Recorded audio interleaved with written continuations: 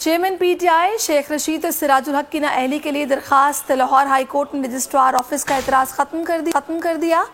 अदालत ने दरखास्त समाअत के लिए मुकर्रर करने की हिदायत कर दी है। दरखास्त की लार्जर बेंच में समाअत की अब्दुल रहमान हमें ज्वाइन कर चुके हैं, उनसे बात करते हैं। अब्दुल रहमान, बताइएगा क्या खबर आपके पास?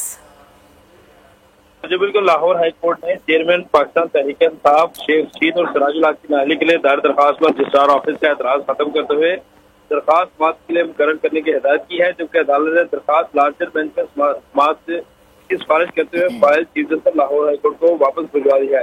लाहौर हाई कोर्ट के जस्टिस मोहम्मद रजा कुरैशी ने केस की समाअत की, जबकि दरखास्त वाला आफाक अहमद एडवोकेट ने दलाल देते हुए कहा कि registrar Lahore high court office की जानिब से दरखास्त पर जो मुतलका दस्तावेजा लिफ्ट न करने का इल्जाम जो है आयद किया गया है, एतराज आयद किया गया और इस एतराज को बिला जवाब जो है आयद किया गया। लिहाजा अदालत इस एतराज को खत्म करे, जिस पर अदालत ने ये एतराज खत्म कर दिया है। जबकि दरखास्तदार की जानब से ये कहा गया कि इलेक्शन कमीशन से चेयरमैन पाकिस्तान तहरीक इंसाफ ने गलत बयान की और नाअहल करार पाए। इसी नोयत की केस में नवाज शरीफ को ता या नाअहल करार दिया गया है। नवाज शरीफ की नाअहली के लिए चेयरमैन पाकिस्तान ठीक है अब्दुल रहमान, आप मेरे साथ रहिएगा इस वक्त।